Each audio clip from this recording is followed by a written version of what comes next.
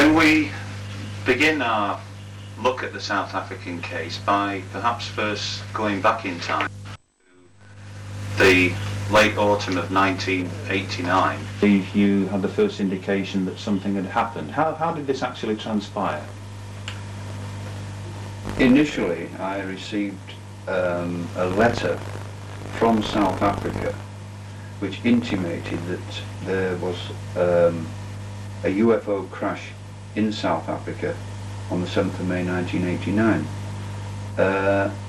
It went into a small amount of detail, briefly telling about the incident, but it was very, very limited in information, but I was told then that there would be follow-up information coming. Sometime after this I received a letter which had, to all intents and purposes, a document which was purported to have been an official South African military document, which was obviously run in parallel with the information given to me in the first letter.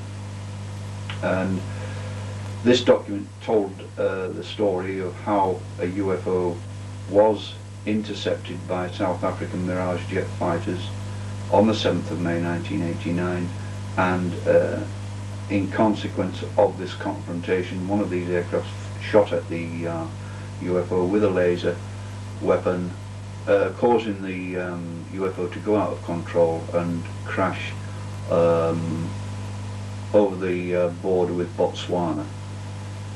Now, this letter arrived. Was the letter itself anonymous, or was there a name attached to it?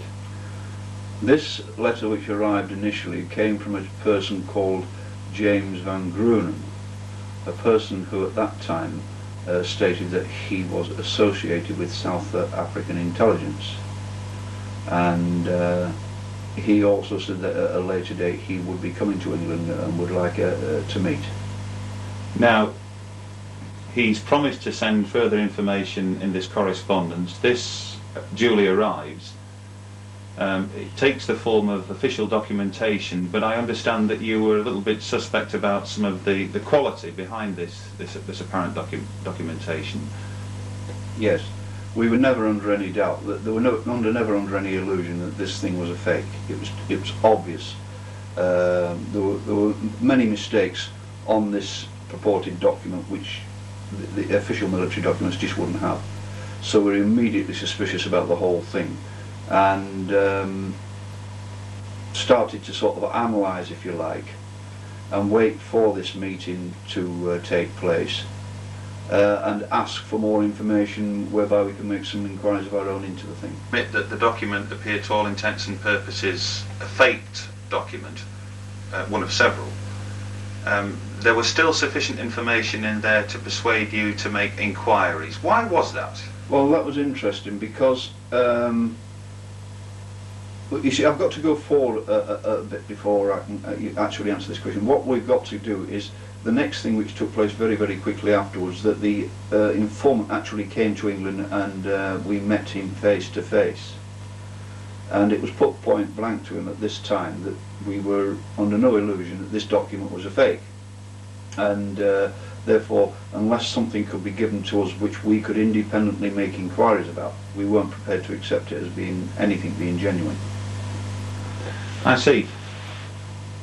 What persuaded you more than anything else, either through conversations that you had with James van Gruenen, or material contained within the documents and materials that he handed to you, that there was something really tangible, viable to some of the so-called claims that he was trying to get across to you? Well, it was when other names were given to us of people who, in South Africa, who were still in the South African military, who could confirm that this episode did take place, and we were put in a position where we could actually contact these people. So as a result, well, we have names, and we started to check first of all, and certainly one of the names we were given immediately and found that this person did work for the South African military in a very sensitive position and was closely associated with the Intelligence Records Office.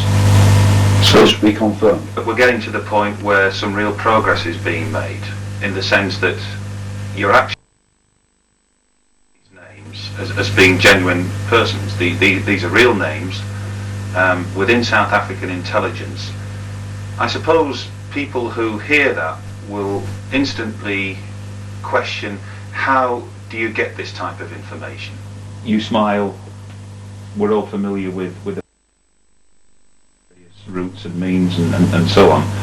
But for those people who are not perhaps familiar with the manner in which that kind of information can be created, can you perhaps elaborate a little bit?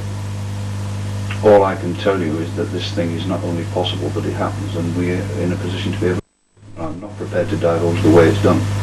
Unfortunately, the only way we can make progress in this UFO game is to make open these avenues of inquiry, which are highly sensitive in many directions.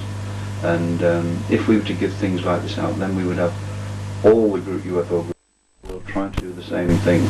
And once we did this, the whole thing would be lost. And so we've got to, for the benefit of ufology, keep some of these things a secret, if you like. What other revelations did you manage to obtain from James Van Grunen whilst he was over here in England, apart from names? All I can say is that once we started to check out certain individuals, as I told you before, and found that they were actually working in these sensitive areas, the next course of action, of course, Van Grunen by this time had basically, we were always highly suspicious of this man. We checked on him when he said he was a South African intelligence officer. Obviously that was one of the first checks was made, and of course this was immediately shot down by the South African authorities, saying this is not the case, he is not associated with us that way. But then we made contact with certainly the first person who in very sensitive areas in the South African intelligence. And this man was very, very shocked when we contacted him and told him that we were aware of the South African incident and that we had been told about the incident by a colleague who was from South Africa. Would you say that he was pretty certain that that colleague could have been James Van Grunen, or might it have been somebody else? Did you actually tell him that he'd been to England? He knew it was Van Grunen straight away. But that didn't obviously come from you. No.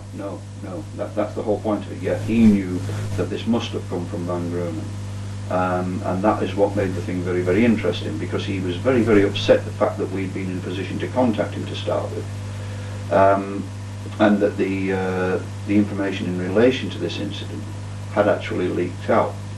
And as far as he was concerned, it was a betrayal of confidential information which he had actually spoken to Van Grunen about. And the point about it was, once he knew we were aware of the situation, he then said, well, okay, you know about it now, the incident, and of course he goes into the security leaking aspect of things and the danger associated with this. But he then did say, well, look, okay, I have got seen the whole file on this thing. This thing certainly did happen. We have photographs, we've got official photographs of the downed craft, we've got official photographs of the aliens, etc., etc. And then we said to him, well, we would deal in, another thing he said they got us a telex message which ran to about 70 pages, which had been sent from Wright-Patterson Air Force Base in America, giving instructions to the South African authorities on how to proceed in this particular case, how you deal with this type of thing when you're confronted with it. He then said that after a sort of long conversation, he said he would be prepared, was in a position and would be prepared to copy the telex message, the photographs and all documents appertaining to the crash. But for him to do this, he said he would be placing himself at great risk and would want something for this. we then said, well, what exactly would you like for this? Thinking he was going to ask for a large sum of money. But he didn't.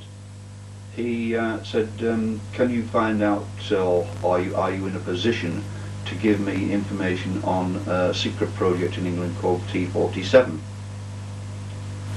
Well, we said we could get this information and let him have it in exchange for the UFO information. But presumably you didn't have an idea at the time what T-47 was. That's the whole point about it. We hadn't a clue what he was talking about. But of course, to get our hands on these documents, which of course meant so much, we would have told him anything at that moment in time. Whether that appears dishonest or not, I don't know, but there's only one way you're ever going to get the truth of this thing, and you've got to take whatever course of action is necessary. And as far as we were concerned, that was necessary in them circumstances. So that's what happened. We said, yes, we can get this information, and we will exchange this information to you for the South African information of the crash. But the stipulation we made, of course, was that we needed all the documents and the photographs in our hands before we exchange information. We must see these first. And obviously, I mean, we didn't, as I say, we didn't know what T-47 was, but it was something obviously in reference to this country. And there is no way on this earth we would ever give anybody, even if we had this kind of information, there's no way on this earth we'd ever do something like that. But it was a means to an end. And so he says, yes, okay, I will put this in an envelope. It will not have a return address on for obvious reasons. It will be sent to you, and you should have it within 7 or 8 days, which is great. We thought, this is it. He did it, actually go into certain lengths to describe what was on some of the photographs.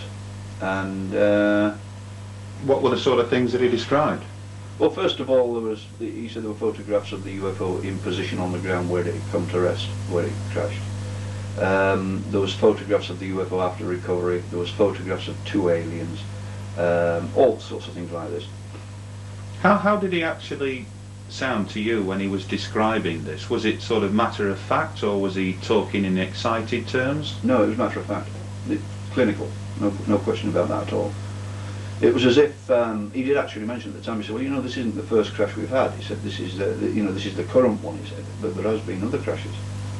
And that's the way he was talking. But he didn't talk, as if there was anything extraordinary about it. This is what I couldn't find. He talked almost as if it was the norm. Mm. But anyway, he's promised to put these things in the envelope and send them to us, and on the understand that we would immediately send him back information on this T-47 business, which we said we would. So that was where that particular conversation finished. Now, I think this was probably the moment when we made our biggest mistake.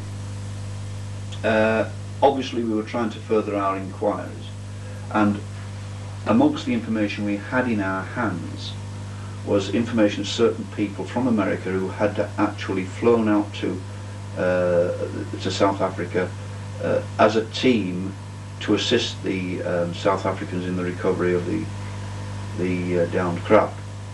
And when I say recovery, I mean the craft had already been recovered to a South African Air Force base, but the South Africans, in view of there being live alien creatures on board, were not didn't know quite how to handle this. So what happened was 2 C-5 Galaxy aircraft did come out from Wright-Patterson Air Force Base, carrying a team of people who were obviously very, very conversant in dealing with this kind of situation. And we had names of some of the team that came out. And so what we decided to do, we would check some of these names to make sure these gelled with what was being told to us. And the first one we went direct to Wright-Patterson Air Force Base, and once again we got directly, not through the telephone switchboard, but directly into the Office of Special Investigation, and asked for a name of Mr. Van Buren. This is Van Buren, not Van Buren, no coincidence. Was he presumably then not a South African? That's right, he was American. Now, we asked for Mr. Van Buren, and Mr. Van Buren came on the phone, which once again was something, another little nail in the coffin of confirmation. And he was told straight away that we were aware of the UFO crash in South Africa, and that we were aware that he had been present there, and various other things in relation to it. And this man was obviously physically shaken by this. There's no question about that, because of his manner, his attitude and everything else. His first reply to this was, "Where did you get this information from?" He said this twice, "Where did you get this information from?" And he was told that we had sources associated with the South African military who had given us this information. And then he said several very interesting things in relation to this. He never once denied that this thing had occurred. What he said was, he says, "Look, you've got to understand that I'm a civilian, first of all. I work for the American military, American military intelligence." He says, "I am a civilian, but I am governed by the rules of secrecy." He says, "And I must tell you that I am not allowed to give you information, or I'm not allowed to give the public information," he said, "in relation to this subject." He said, "It's not permitted for me to discuss things like this with you." And so he said, he said, "There's no way I'm going to say one way or the other whether what you're saying is true or otherwise." He said, I'm neither going to confirm nor deny this thing." Now that in itself was told a story. I mean, why didn't he just turn around and say, "Well, this is rubbish, it never happened"? This wasn't the case. This man was physically, no doubt about this, he was physically shaken by what we'd said. Now, so the conversation went on, and it was, as far as I'm concerned, to listen to that conversation, there was no doubt in my mind this incident had occurred, and this man had been part of it. So at the end of that conversation, we thought, great, we've made another. Now there really is, something here in this. And so we have two things going at the moment. We've got this conversation with this chap. We've got the so-called file and photographs supposedly on their way from South Africa. But that was the point it all started to go wrong, because as a result of that call to Wright-Patterson Air Force Base, they immediately got in touch with the South African authorities, and all hell was let loose. Now the contact who we'd phoned in South Africa about the photographs and everything else, he phoned us in a real panic. He says, "You've no idea what you have done." He says, you've caused more trouble than you can imagine." We said, "Well, what do you mean?" He said, "You have been in touch with the authorities in America, they have been in touch with our authorities over here, and our authorities are now aware that there's been a leak about this South African crash." He said, "And there's all hell on over here." He said, "And I just dare not at this moment in time get near that file to do the copying and everything else for you." He said, "There's no way." He said, "It's too hot to handle." And he said, on top of that, he said, "I do not wish to speak to you anymore." He says, "Because I am in too much danger now." And this man was really panicking. He was frightened. So that, at the end of that conversation, we once again, everything tells a story, and that told us again that really had. I understand you also made some inquiries through sources over here into what the T-47 might actually be, Yeah. and you found out precisely what it was. That's right, we did, yeah. And I was quite shaken by it, to be honest, because T-47 was the actual new design of the new Challenger tank, the one with the new armour on, and I was quite amazed about this, and but by that time, by the time we'd found out this kind of information, it was due to become public anyway. It wasn't as if it was a big secret, but obviously over there they knew about this thing and they'd known about it for some time. So then it once again it added credibility that they were actually after information on this thing in exchange for the UFO information. Perhaps it's an opportune time, Tony, to just go back somewhat to when, according to the information that's now flowing to a point, this UFO appeared in South African airspace and the like, because I believe that mere fact that this UFO was tracked on radar, according to the documents, and perhaps you'll mention something about that, led you to make some inquiries to NORAD. Can you just take us through the actual movements of this UFO before it came to rest in the Kalahari Desert in Botswana? And what were the kind of reactions both on the ground and indeed at NORAD? Yeah, well, of course the first intimation that there was this UFO was in the air was when it was actually picked up at sea by a vessel which was given, the name given to us, it was a South African naval ship, and it was called the Tafelberg. Now, apparently this ship picked up a fast-travelling UFO travelling at a great rate of knots towards the South African coastline. They got in touch with Cape Town, told them what they got on their radars, and asked them if they'd got it on the land-based radars, and they immediately told them, yes, we are watching this thing. It's coming towards us very fast. We are in control. As a result of this thing still coming forward, and it was something which was not a known aircraft in as much as it wasn't a friendly, messages were relayed out to this thing, challenge messages, and no response was received. So they scrambled two South African Mirage jet fighters on an intercept course. Because of the speed that the object was travelling, it wasn't possible to get behind and chase it.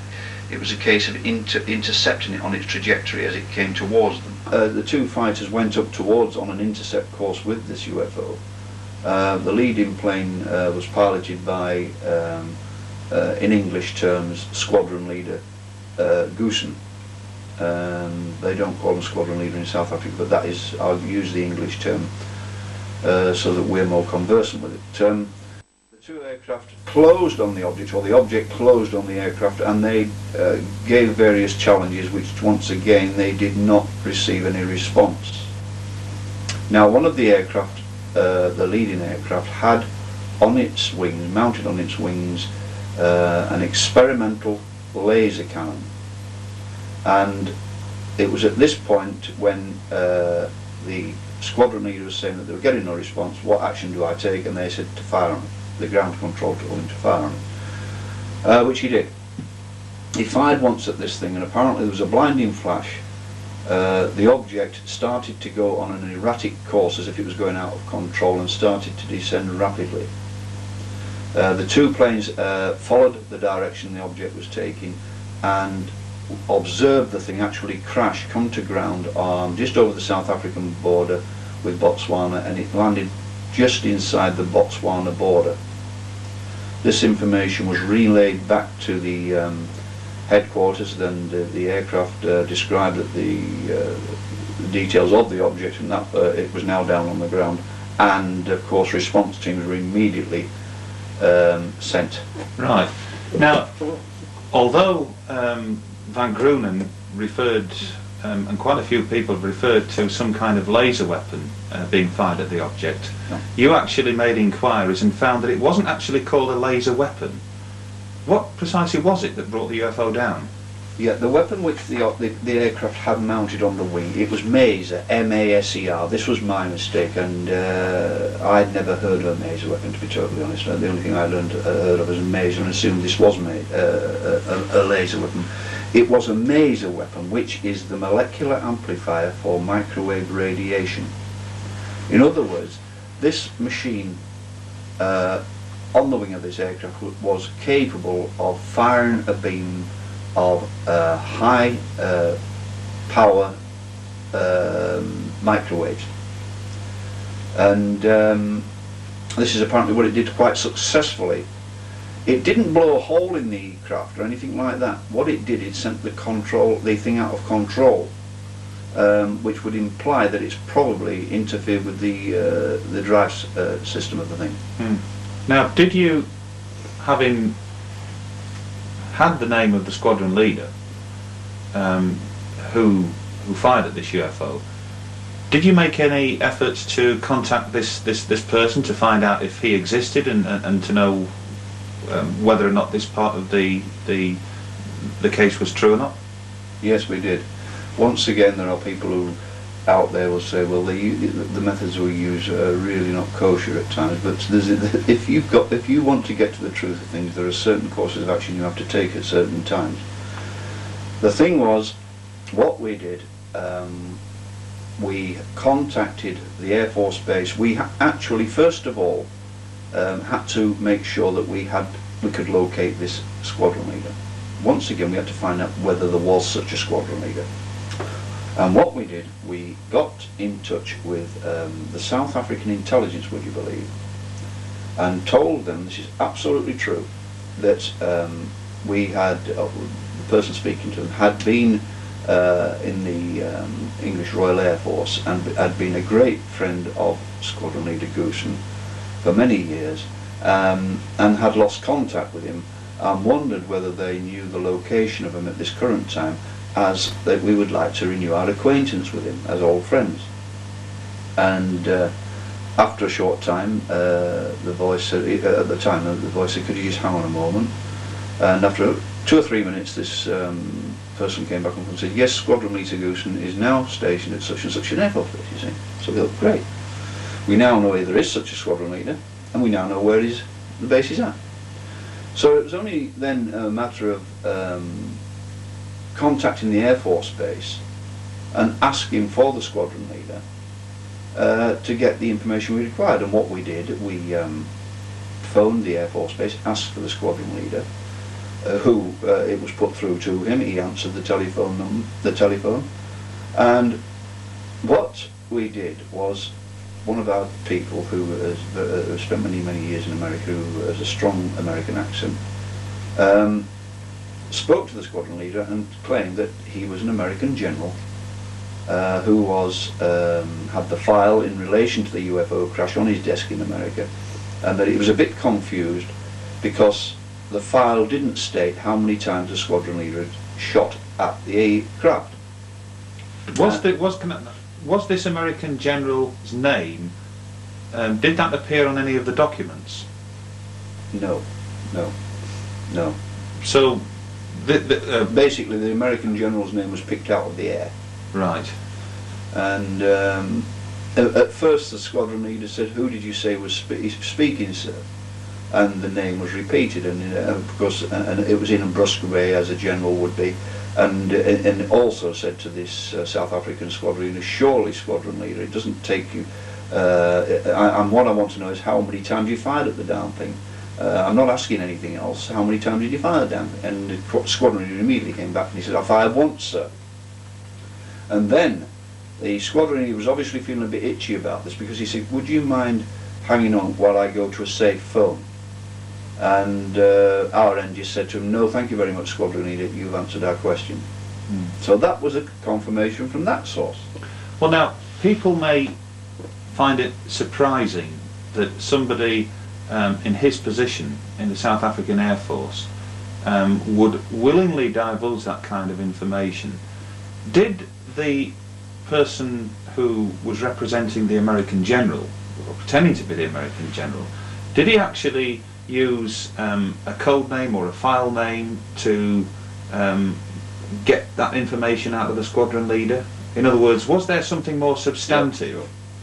Yeah. Yes, he did. He used the code name which we had on the file, and of course this immediately told the squadron leader at the other end that this man, he had the file in his hands to all intents and purposes, yeah, and that is the reason he actually, even then he was uneasy about answering without going to a safe phone, but he did answer the question because our general was a bit belligerent, and so he got the answer he required. He said he fired once at this thing. What was the name of the file? Silver Diamond. Now, Silver Diamond, I think you've got your own particular theories about why the file might have been called that. Well, they're not my theories. They're good ideas, basically. They came. I think it was from Mark Birdsall who actually put this together, and it's interesting because, first of all, if you think about it, the American side, the Americans have always referred to their silver dollar, and the South Africans have always been famous for their diamonds. So if you put a combination of the two together, is it possible you could have a silver diamond? I don't know, but it's interesting. Yeah. So now we've got confirmation of a sort coming from the United States with Van Brunen, who insists that he's a civilian working for the military, but he's not prepared to divulge too much. You've spoken with the squadron leader Goosen. You've had contact with South African intelligence, but I think you also made inquiries of NORAD. What actually transpired there? Yeah, we did. Well, once again, we had the ability or the facility, whatever you want to call it, to get straight through into the NORAD tracking room, and to do that you've got to have the internal telephone numbers so that you don't go through a switchboard.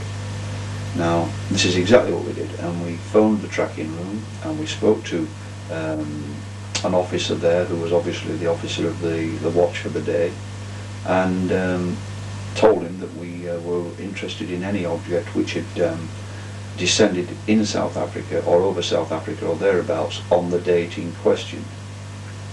The officer at the other end immediately assumed, because we had come through on an internal telephone, that we were something associated with the military, and he said, the sort of conversation went something like, yeah, would you just hold on a minute, I'll just check on the computer, sir. And you could actually hear the clicking of the keys in the background. And then some time later, a short time later, he came back and says, yes, an object did come down over the South African continent on the date you are talking about, and in the general area where you're saying. So he said, well, can you tell us what it was that came down? And his reply, which was quite, it startled us really, he said, we don't know what it was. Because I would have thought NORAD would have known everything that's going down, but he said, we don't know what it was. Unless he's not in a need-to-know position. Absolutely, absolutely, yeah. But the point about it is that the NORAD tracked an object going over South African coming into our South African airspace and actually coming down, and that was confirmed by NORAD. So that was just another arrow in the quiver of this whole sequence of events. Now,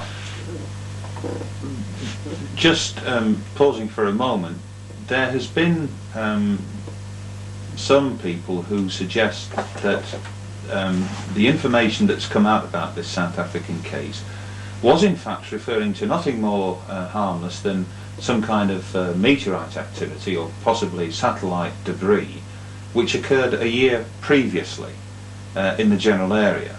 Mm-hmm. Now, the Smithsonian Institute, for instance, have put forward information relating to this incident in 1988 on the same day. Sure.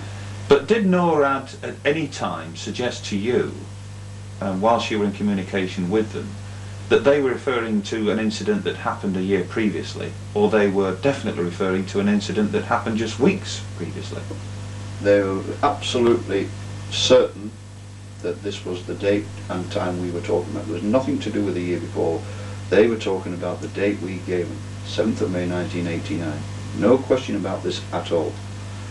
Then, once again, it was like everything else, because the whole thing was buzzing by this time in every direction. And usual elements came into the thing which we tend to put down to say disinformation or whatever you want to call it. But certainly things then started to happen which were likely to cause all sorts of problems for us with this. And where we were getting calls from the South African Embassy. Was this while James Van Grunen was still in this country? Absolutely, yes. There was a call received at 2 o'clock in the morning from the South African Embassy demanding to speak to Van Grunen, and Van Grunen was put on the telephone, and he was physically frightened. When he came off that phone, he was physically frightened. No doubt about that at all. Then another call came through in the early hours of the same morning. This was after the South African Embassy incident. This was from an actual military commander in South Africa. And this man was, no question about this, his actual tone was belligerent. He didn't request to speak to Van Grunen, he demanded that he be brought to the phone, and there was nothing polite about this man. I demand to speak to Van Grunen. Van Grunen was once again put on the telephone, and by the time he came away from that telephone, he was terrified. So these were the type of things that had started to develop by this stage with this thing. Did you actually get to discover any of the names of these people at the embassy here in London? Associated with? Well, their actual backgrounds. I mean, did Van Grunen, for instance, give you a name? Somebody's on the phone from the South African Embassy. Was there any checks to make sure that these were actual calls from the embassy? Oh, absolutely, yes. It's because there were names of people that we knew, actually knew were at the embassy, and of course we would have checked them anyway. We missed nothing. But it was interesting because we'd put feelers out in several directions, having people, how can I say, in positions where they could see correspondence of a sensitive nature. Not in one country, in several. And it was at this time we started to get things fed back to us in relation to this incident. And one of the things that were fed back to us was where a Colonel Blackmore from the South African intelligence, who was working out of the South African embassy in London, had sent a message to Wright-Patterson Air Force Base asking about various information in relation to how can I put this? Asking for details of the information and what was developing as a result of the thing being released. Was Colonel Blackmore privy to all of the information, do you think? Or was he possibly being instructed by Pretoria? Yeah, I'm sure that is the case. I don't think he would have been aware at all of this incident until this thing broke. Then I think he would have been made privy to a small amount of this. And the thing about it is, first of all, the South African embassy in London is not allowed to have a any military personnel working at that embassy. They're not allowed this under the constitutional law because of the situation as it was in South Africa at that time. So we did check up on this name Blackmore and found that there was definitely a Mr. Blackmore who was working out of the South African embassy in London. No doubt about that at all. We found out about him and some of his background as well, which proved to us that name was there. So once again we've got another name coming out. Nothing to do with the initial information. And so we checked this chap out, and so he was certainly active at that moment in time out of the South African embassy in London. But as I say, they weren't allowed to have anybody with a military title there. But as far as we're concerned, arose by any other name. And he had sent to America, as I say, asking various questions about how the information had leaked out and various courses of action in relation to it. So once again, that was then checked out. But we started to receive further documents in relation to the incident, which came from America and other places, and things which told about the project. Another interesting thing, you see, which came out of all this was that we also had several code words given to us. There was a basic overall code word for this, but like any other big military operation, particularly sensitive ones, you are given a basic overall code word, and then you are given several code words. The thing is then fragmented, if you like, and each fragment is given a code word of its own for security reasons. And we were given one particular code word which meant more to us than the others at that time for a particular reason, and this was Project Pantry. And we were told about this Project Pantry, and we had it written down with amongst all the documents we have here. But in the meantime, suddenly from America, one of our contacts out there who is in one of these sensitive areas had sent us a document, and it was headed Project Pantry. And basically Project Pantry was actually the security operation which was taken out to protect the whole of the UFO incident and to shroud it in secrecy. And of course Project Pantry was the name given to that secrecy. And I suppose when you look at pantry where you keep things, I don't know, but that was the name anyway. But the interesting thing was we'd been given that name initially, and that name had never been used, and suddenly we get the document through from America which talks about Project Pantry, and it talks about that the two English people who have been liaising with the South African intelligence officer in relation to the crashed UFO out there, and that the thing must be, they even talk about the UFO being moved to a more secure location because of the leaks, the security leaks. So that was another one that tied up. And this was one of once again one of a whole string of things that came up. Yes, I understand that even here in England, just prior to your first public lecture in Ossett here in West Yorkshire about the South African affair, you were approached by Harry Harris, the Manchester-based solicitor, who had some interesting information to impart. Yes, it was interesting, was this, because once again, you know, how far can you stretch coincidence? Harry got in touch with me. He'd heard about, from, I don't know how he got it, but he'd heard that I had got information about a crashed UFO in South Africa. Now that was all he knew. He knew nothing more than this. And he said, well, it's very, very interesting this. He says, because one of my contacts was talking to me recently, and he was saying that there was a document, a telex document, which had emanated in America. And this telex was 90 pages long and referred to a UFO crash which had occurred in South Africa. Now the friend who told Harry Harris this had actually had sight of this document, having been shown to him by his friend. So once again, we have this thing about the 90-page document. Now, who was this friend? No comment. Can you? No comment. No comment. But I think it would be fair to say that Middle East intelligence sources have a part to play here. Would that be fair to say? There's a lot of intelligence sources got no part to play here. Okay. All right. Now, you've spoken about this publicly for the first time. We're in September 1989.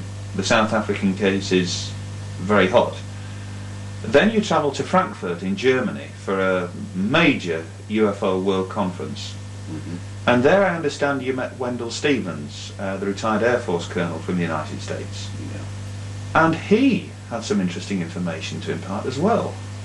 That's right, yeah. Well, Wendell Stevens, of course, had no knowledge about my lecture on the South African case until we met there.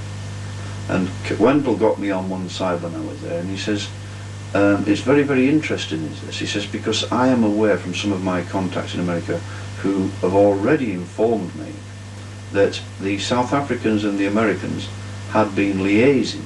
He said, and that the American authorities had given some advanced technology equipment to the South Africans in exchange for a recovered UFO and aliens. He said, I had been told this from my American sources. He said, before I even came here today to meet you. He said, so that is very, very interesting. This gels or marries up with what you are saying. So that was another interesting aspect of the thing. But didn't you also receive some rather unusual attention at this Frankfurt conference? I seem to recall that there were some rather shady characters there. Yeah, it was very, very interesting, really, because apart from anything else, the first thing that happened when I was getting up to the on the stage to lecture was that the virtually all the officials from the South African embassy descended on the conference and sat in the audience. And there were various American officials also who were known to some of the lecturers to be intelligence, also appeared. And so the first thing we did when we got up onto the stage there was to actually welcome the members of the South African embassy, and of course the American gentlemen from the American intelligence agency were also there. So it was quite funny, really, but they certainly were there, no question about that. So now we have this huge interest being shown in the South African case. A lot of incredulous comments from the UFO community worldwide, Sure. but they haven't presumably anything like the knowledge that you and your colleagues who are working on this case have got about it. So let's go back to the South African incident itself. I think we've established that something happened. Now, what exactly did happen according to the reports and the information that came in? We know that the object has been seen and sighted on radar. We know that there's been confirmation of that through NORAD. It's come down into the desert of Botswana. What, according to your information, gleaned over this period, exactly happened next? Well, once the object had come down,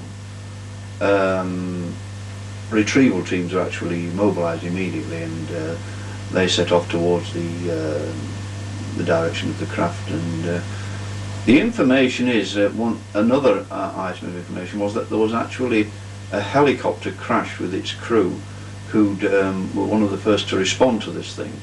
And apparently, when they got to the scene, they actually overflew the downed UFO, but at very, very close range. And as they flew over the UFO, the electronics of the helicopter actually packed in, and the whole thing crashed to the ground, and they reckon the crew was killed. And after that, the thing was approached a great deal more cautiously from a point of view. No more helicopters were allowed in the area, anything like this, and any aerial activity was told to remain at distance. And when they arrived, also the mechanical vehicles, which were heavy lifting vehicles and all this kind of business, which went to the scene, they found that as they got closer to the thing, they started to have electrical trouble. So what they did, they stopped the vehicles as close as they could get without interference. And apparently there was a call sent back for some substance to be actually brought out to the scene. And I don't know what the substance was, but apparently it ended up being painted on the outside of the object, the craft. And this tended to neutralise whatever the effect the craft was creating. And the whole thing was painted in this substance. And then the vehicles, etc., were able to get closer to it. What kind of crash scene are we looking at here, Tony? Are we looking at something where there is a great deal of destruction, or with hundreds or thousands of fragments, or are we looking at something which has more or less survived intact? Yeah. Well, no, there's no question about it. The thing has survived intact. It's gouged a great crater as it's hit the ground, slid along, and then come to a grinding halt as it's took an enormous hole. But the craft itself was in one piece, and the only obvious sign of damage to it was that there was one telescopic leg protruding, as if the crash or whatever had activated the thing to come out. And so they've got a craft tilted on one side with one telescopic leg extended. But other than that, no obvious damage. So this material has been painted over the vehicle. Yeah. You mentioned before that the South African intelligence contact suggested that this wasn't the first UFO crash incident that had occurred. Could it be then that this is a material that they've used previously, or was it perhaps at that point, having lost a helicopter in those circumstances, that a message for advice was dispatched to the United States? How do we deal with this type of problem? Yeah, I know what you're saying. It could well be what you're saying. I don't know one way or the other. All I know is that this material arrived at the scene not a long time afterwards. I would have had a tendency to believe that they actually had this substance and brought it directly out as a result of this type of activity. But having said that, it could have been the way you say it. It doesn't take long for them to get onto the phone to America and ask what do we do with this situation, and then have this stuff, I don't know, mixed, painted, or whatever they do with these things. I don't know, I'm no scientist, but I certainly think that the one certain thing is that something did come out which was painted on there and it was effective. So somebody knew what they were doing. Have we any idea of the kind of numbers that were at the site at this period of time? Were there, for instance, just military teams, or were there actual specialists of one kind or another? I understand that there were military personnel. Certainly there were people who were obviously driving the heavy transport, people who were capable of using the heavy lifting apparatus. There were, without question, scientists there. I think we had a mix. I think the scientists were certainly associated with the military anyway. I think the whole thing was a military operation, without question. But nonetheless, this is in another country. It's in Botswana. Sure. Was it, Sure. to your knowledge, a problem for the South Africans at this stage? Were there any villagers, for instance, nearby who might have seen something? What happened in those circumstances? The only thing I know about that particular aspect of things is that there were reports of if you like, a ball of light being seen by certain people, South Africans, around the time of this crash. From the reports, the thing came down in a reasonably remote area, and whether there were any sort of natives and that living in that vicinity, I honestly don't know. But I do know that that particular part of it was sealed off very, very quickly. And there is nothing to indicate that the South Africans sought permission from the Botswanan authorities to remove the thing. And there's nothing to indicate that this was the case. It may have taken place, this, because I'm certain that the Botswana authorities wouldn't have had a clue as to what to do with this thing anyway, because I mean the South Africans are far, far more technologically advanced anyway.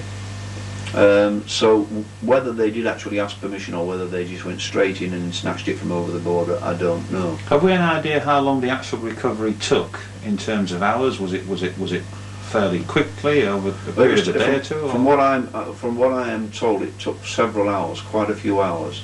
But that's just, once again, I haven't got a great deal of information on that particular aspect of it. Certainly, they had to wait for this stuff to be brought out. They had to wait for this to be painted onto the machine, and then eventually it was physically lifted.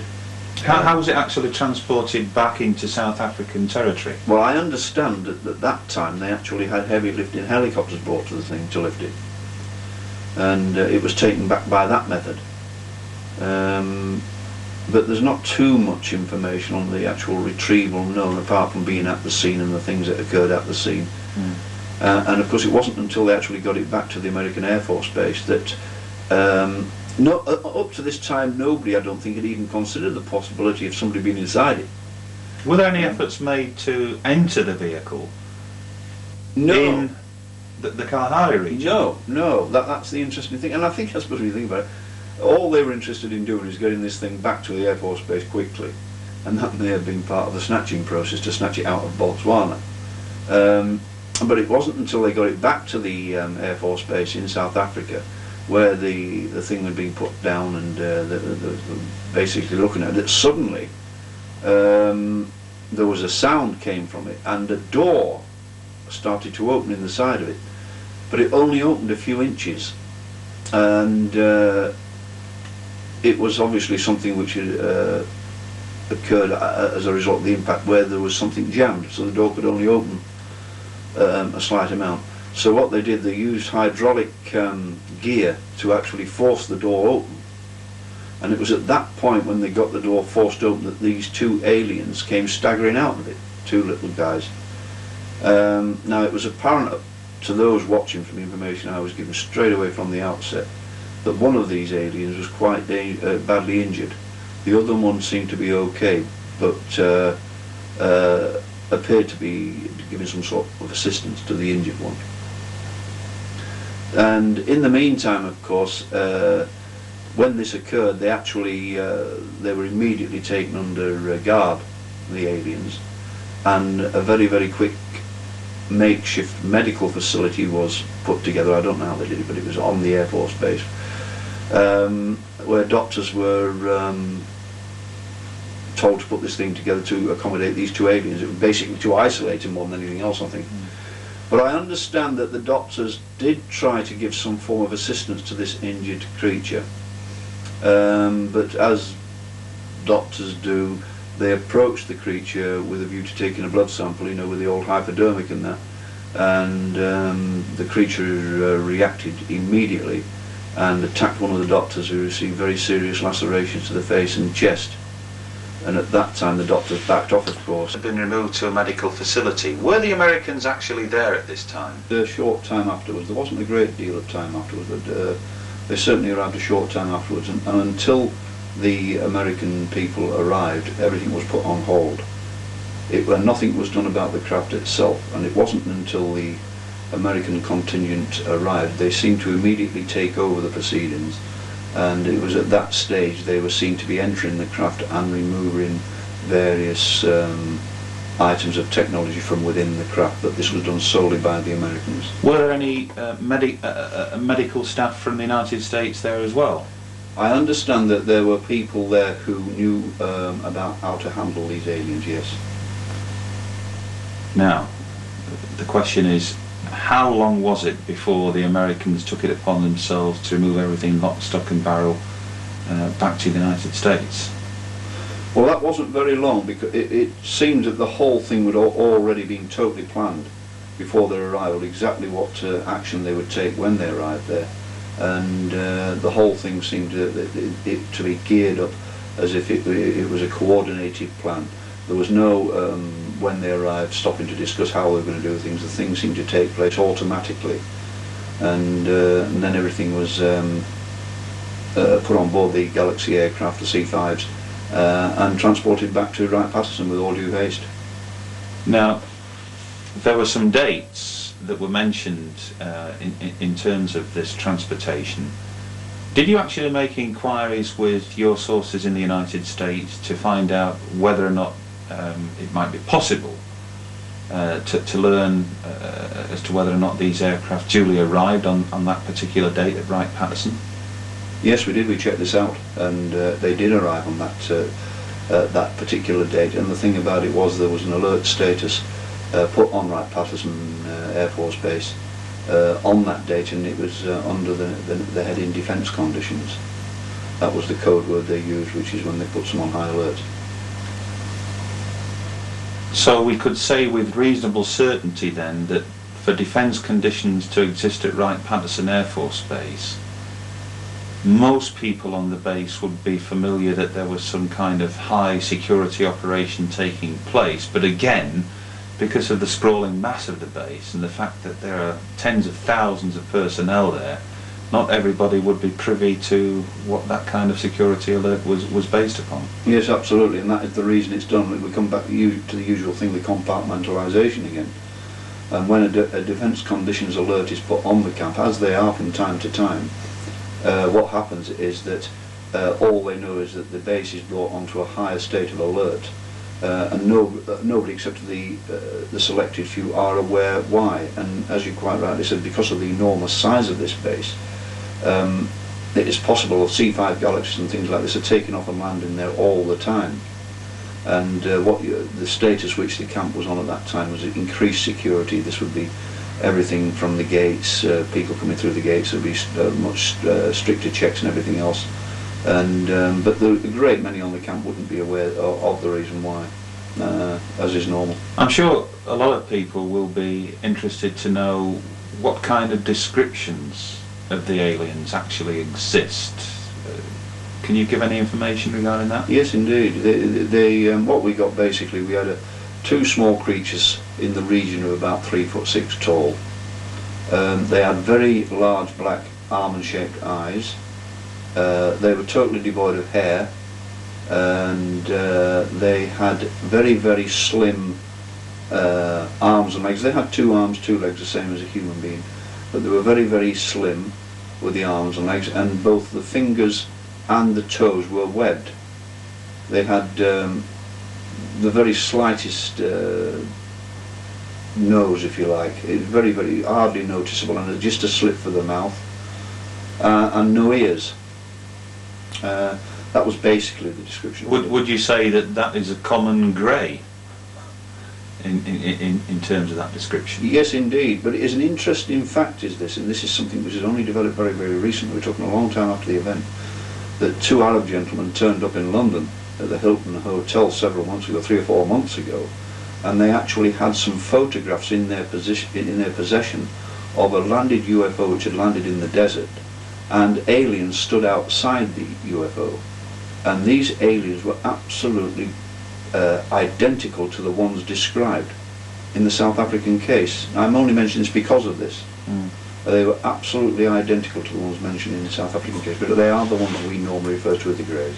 Why is it, do you think, that Wright-Patterson features so heavily in UFO events like this, Tony? I think you've made some inquiries about that particular aspect of it, and would I be right in saying that Wright-Patterson's interest in UFOs extends back many, many years? Yes, that's a fact. There is no question in my mind, apart from the Soviet authorities, who've no doubt got their own places which deal with this particular type of the side of things, there is nowhere in the world that is advanced as Wright-Patterson are in dealing with UFOs, aliens, or whatever you want to call it. They are without question the most advanced in this field. It is to my knowledge from people who worked at Wright-Patterson Air Force Base, I mean, when I say that worked there, I mean in relation to the UFO scenario, that the Americans were involved in UFOs in 1900, and that they were aware that alien piloted vehicles were overflying our airspace as far back as 1900. That is an absolute fact, and they have been keeping files since that time. They even hold files there. In Wright-Patterson Air Force Base, this is absolute certainty. From what I've been told from people who are part of the teams, referring back as far as Christopher Columbus, when he wrote in the logbooks, when his ships were approaching America, that they were being buzzed by these balls of light, which of course we commonly call UFOs.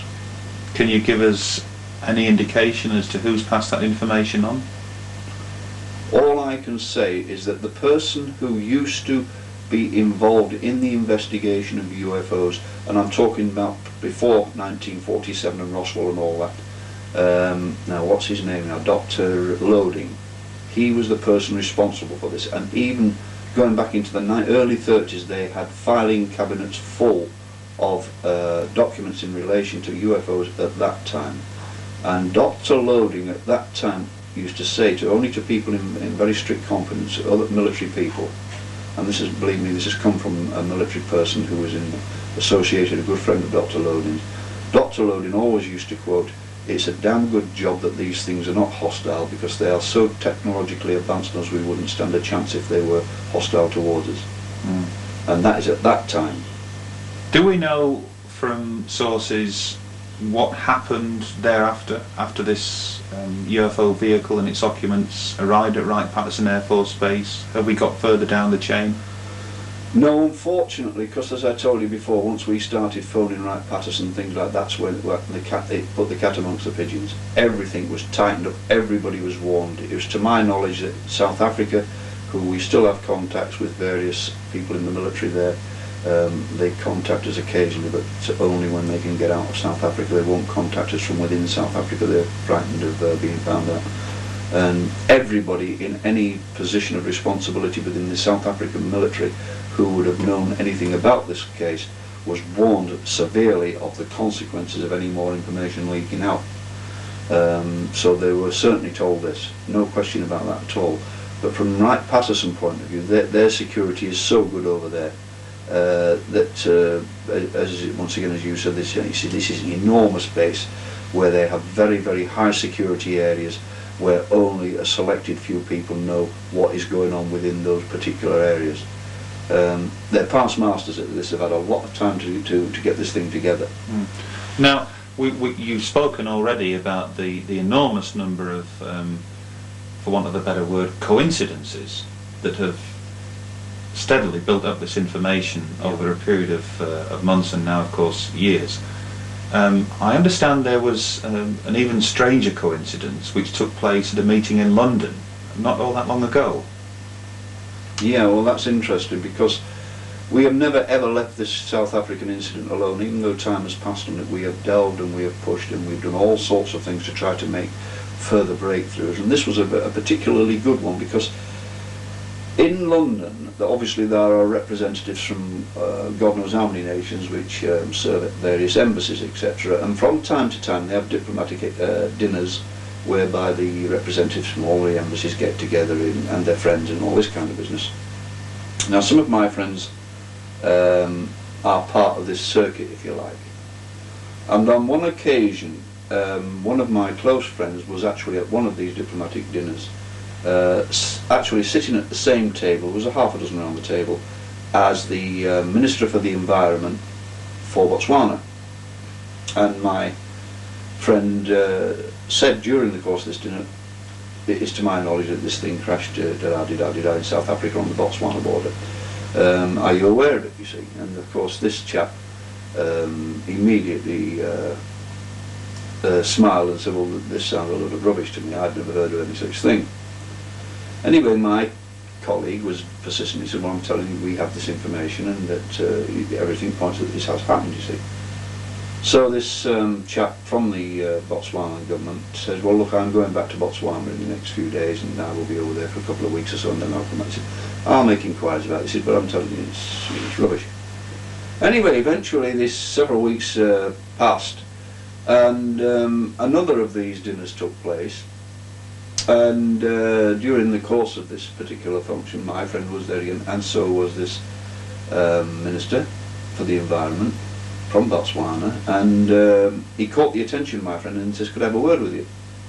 And so my friend, sure. And he says, well, look, he says, I've been back home and I made inquiries about this incident crashing on the borders of Botswana. He says, and I have been told that this actually took place. He said, it's very, very secret. He says, what I can't understand is how the hell did you find out about something like this when I couldn't find out about it? I'm a minister for the country. He said, how could you get this before I did? All he did, he confirmed that this thing had taken place. And this man's name is Mr. Dathoko Saiso, His Excellency Mr. Dathoko Saiso, the Minister for the Environment for Botswana, and he confirmed that this crash did take place. Now, a number of other researchers have made tentative inquiries into the South African affair. Margaret Fry, who's based in Wales, I believe, she received correspondence from a contact in South Africa who basically said, this is too hot to handle, keep off. Cynthia Hind has had a fair bit to say and write about over the South African case in the last few years as well. And again, the evidence points to there being some kind of incident, but always there is this this feeling that people who make inquiries are being warned off. Now, you've actually experienced that at close quarters. Can you perhaps elaborate on that for us? Most certainly. The thing is, if you live in these countries, i.e. when we talk about the actual inquiries done from within the country, i.e. Cynthia Hind, who is a good researcher in her own right, there's no question about this.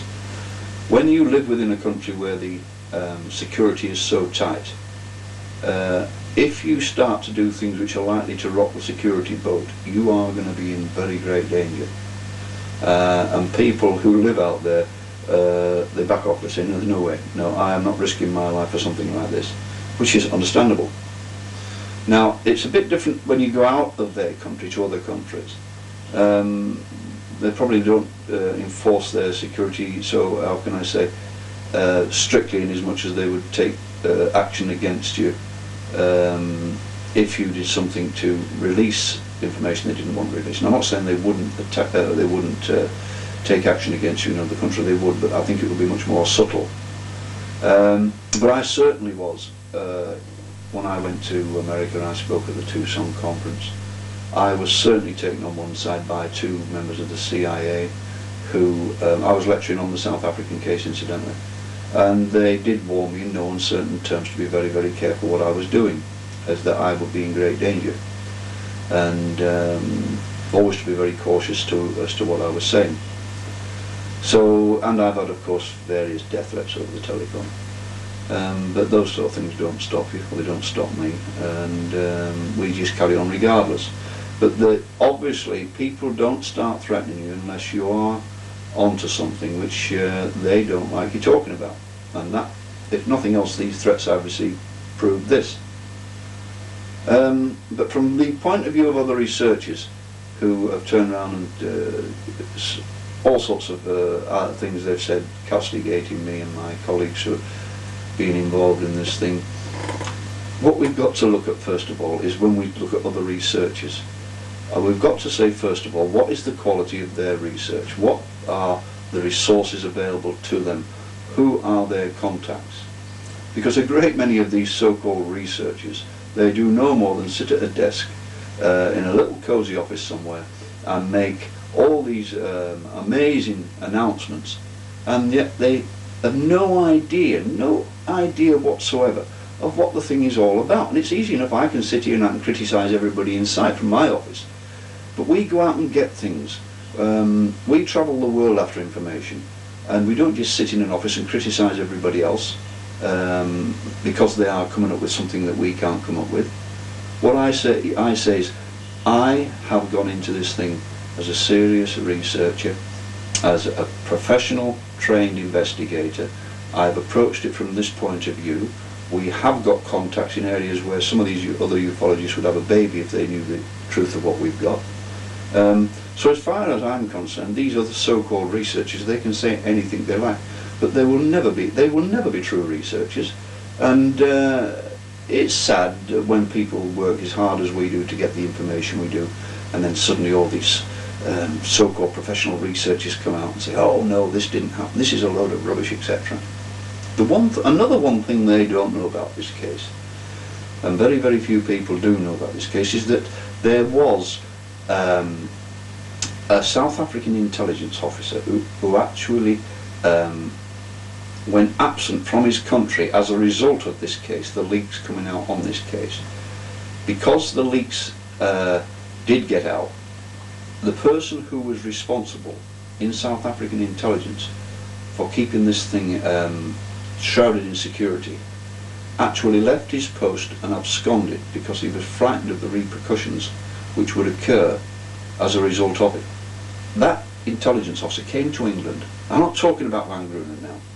He came to England and had meetings with us, and he has now assumed a different name and is living in a different country. And there is no more to be said about that. That's as much as I will say about it. So, your argument for all those people who would and have demanded names, sources, contacts, placements and so on would be what? There is no way. I am not prepared to put anybody at risk by divulging names. Never, under any circumstances, will I betray anybody who is feeding me secret information. The only way we can get information on the level we get it is for sources of that information to know they are absolutely guaranteed that we would not, under any circumstances, put them in any danger by divulging their names. That is the case, that will always be the case, and if it meant me having to give names out which would put these people in danger, I'd burn this whole South African farm. It's as easy as that. That is not the way we operate. Now, the most famous UFO crash in UFO history, if you like, has been the Roswell incident, which took place way back in 1947. And to this day, it appears, new witnesses are coming forward. We're talking about an incident which is much more recent, which could potentially be as important, if not more important, than Roswell. But how do you yourself compare the two incidents, and what do you think are the lessons that can be learned from the experiences of having to wait so many years for discovering the truth behind Roswell, that we can put into place now in terms of the Kalahari incident? Yeah, of course, whenever something like this occurs, I mean, there are many, many crashes, as we know from various sources, but the problem is whenever something like this occurs, whereby the only reason we get hold of this because somebody leaks some information or something of this nature, immediately the authorities are aware or find out that this information is being leaked, immediately the whole disinformation program starts. Cloud the water, throw them in the wrong direction, do anything to take them off the course they're going in. And the thing about it is that's the whole thing. We must not be deviated from the course that we are taking. And then the big problem then comes is then we have to sort out the wheat from the chaff. What is the true information? What is the false information? And this can only be done by systematic, painstaking inquiries and having the contacts in various areas where you can get directly through to them. Otherwise, you're not going to get anywhere with it. That is the way the whole of the intelligence service is constructed in relation to the disinformation program. They are professionals at what they do. They have offices which are there for no other reason than to give out disinformation. And believe me, they really come active when we get hold of some information of this type of nature. And therefore, what you have to do is you have to make all efforts so that your contacts, when you are making contacts, are going round the outside of these things, not directly through the centre, because if you go directly through the centre, you're going to immediately get disinformation. So you go round by more devious methods, and to do these devious methods, you need certainly you need investigation training, and you need to know the ways of going about these things. And it's the only way we will ever get to the bottom of these things. As far as the South African case is concerned, I don't know how much further we can go with this. We are trying to make more headway into it, but the problem is now all the doors have been closed in our face and there are a great many frightened people about.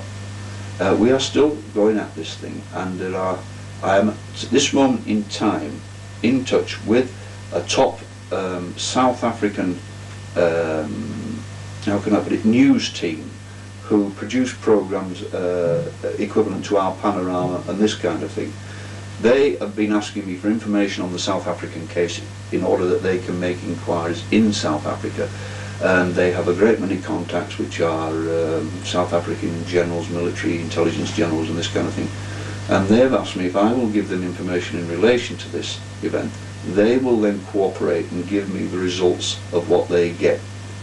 So I have been liaising with them, but at no stage have I ever given them anybody's name. And I laid this out straight away to them that there was no way I was prepared to divulge names. This liaison is currently going on, and hopefully it will be fruitful. If we do get some information from it which will take us further with this case, you will most certainly hear about it. Mm-hmm. Now, some of the documents that are going to accompany this video, Tony, are documents that you've obtained through some of your sources. Obviously, we're not going to have an opportunity to look at all of them, and certainly some of the most sensitive. But what kind of information are we likely to see in these documents? First of all, let me say there's certain documents which have been come into my possession. There are various areas of these documents which I cannot permit anybody to see because it would lead back to the source of the information. There are certain codes on some of these documents which will tell the exact office and everything else that they've come from.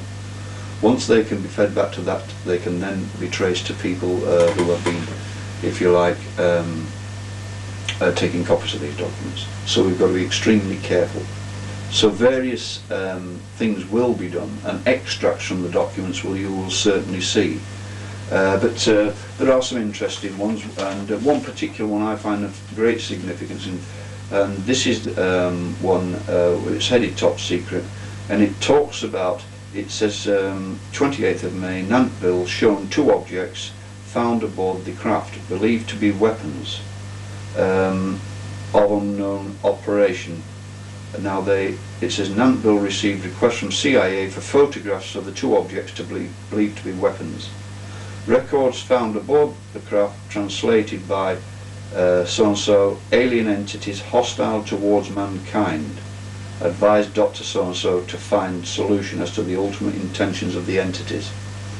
That is, you won't be able to see much on the video, but that is one of the documents, and that is one that will be put in as part of the package for the South African incident.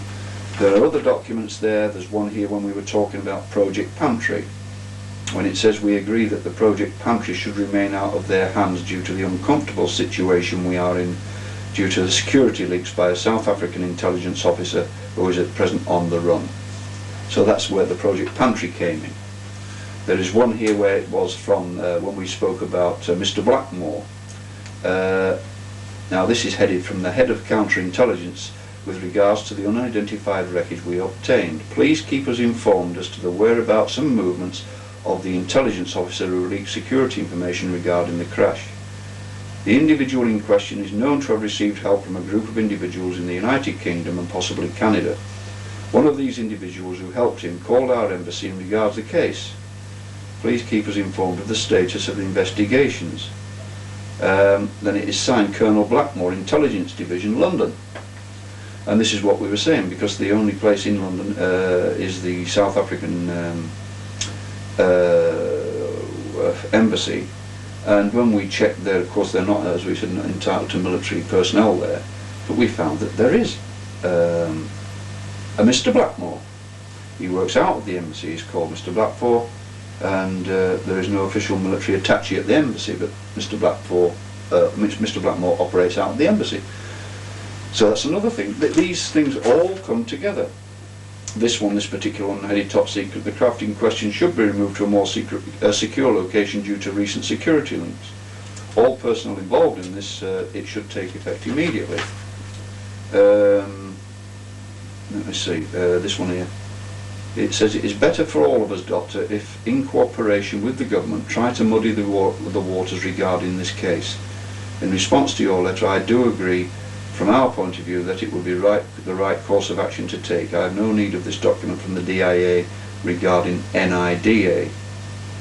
We have been offered access to government documents on this matter. We look forward to your report. Tony, a few documents there, perhaps for the benefit of the cameras. we can have a look at the thickness of the actual South African file. I think it would be very good to draw a comparison. Yeah, I think this is the this is all the South African file and everything that refers to it, and so you can imagine that the amount of work which has gone into this, and every piece of paper in here has some relevance to this South African case. In fact, a great deal of relevance, else we wouldn't have it here. There are all sorts of things referred to, even as much as where we approach the Rand Corporation in America about the production of Maser weapons. And it might interest you to know that the Rand Corporation sent us some documentation which stated that they were working on these Maser weapons in 1954.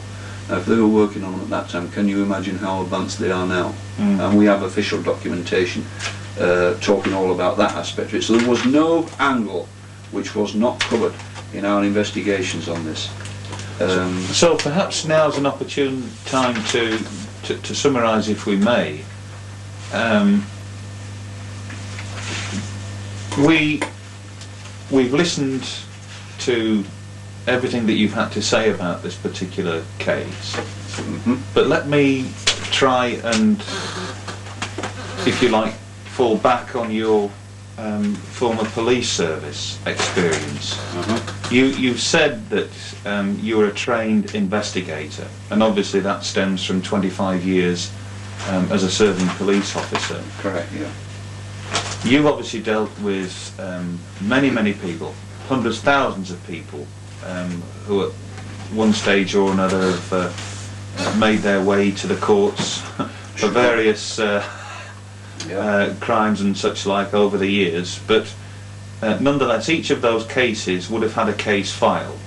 Sure. So let's look at it in this term. Here you have a case file. You're an investigator. Are you convinced, having gone through this case now over a period of the last 4 years, that this South African case is absolutely 100% genuine? As genuine as anybody can ever hope to get it with the information which is available in this file, yes. We would like obviously more information to totally sew the thing up, but if all I can say is, if I was dealing with a case in a court in this country with the information I've got here, I could successfully prosecute somebody with the information I've got available, which would prove that the case was there on that balance, yes.